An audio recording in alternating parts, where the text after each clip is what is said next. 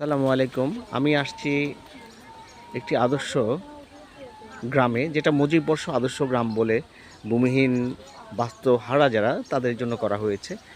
দেখেন আপনারা, এই লাল ঘরগুলো হচ্ছে মুজিববর্ষ আদর্শ ঘর, যারা বাস্তুহারা তাদের জন্য দেওয়া হয়েছিল। এবং এখানে অনেক সুন্দর কিছু বসার জন্য সিঁড়ি করা হয়েছে।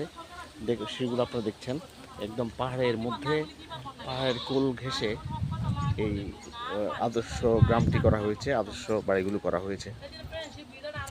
এবং এখানে সুন্দর একটা দোলনারও ব্যবস্থা করা হয়েছে।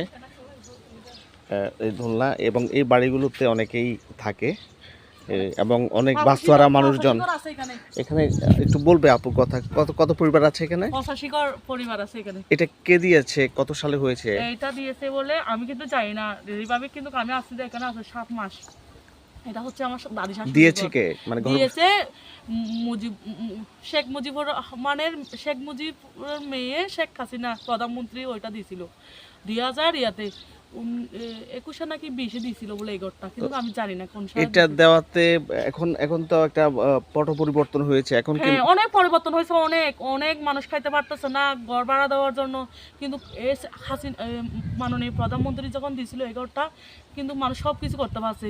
এখন দিন মজুর কাজ করে ঘর দেয়, আসে রাত্রে ঘুমাতে পারছে, কিন্তু আগে পারছিল না।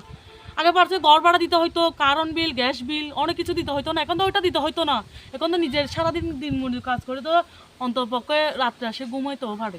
তাহলে এলাকার মানুষজন, মানে যারা বাস্তুহারা, এরা উপকৃত হয়েছে এটা দেওয়াতে নাকি? হ্যাঁ, অনেক উপকৃত হয়েছে।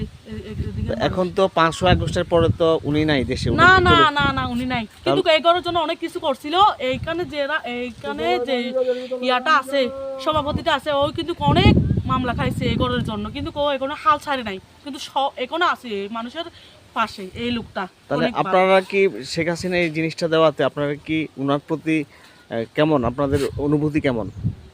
অনুভূতি তো অনেক ভালো যাচ্ছে এখন, কিন্তু সামনে কি হয় এটা জানি, কিন্তু আগে কিন্তু অনেক ভালো ছিল। শেখ হাসিনা থাকলেও কিন্তু মানুষ মানুষ থাকবে না এটা কিন্তু আমি জানি, কিন্তু আমরা আছি শেখ হাসিনার প্রতি। কিন্তু ও দিছে তো, একদিন তো ওর বাসায় থাকতে পারছি সুন্দর করে শান্তিতে, স্বামী নিয়ে, ছেলে মেয়ে নিয়ে।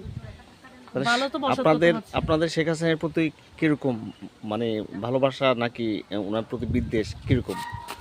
অনেক তো ভালোবাসা ওর জন্য, ও দিচ্ছে, ও তো বিপদের মধ্যে আছে, এই জন্য তো অনেক ওর জন্য ভালোবাসা আছে। আর কি থাকবে না তেমন কোনো কথা না, অনেক কিন্তু ওর জন্য দোয়া আছে আমাদের।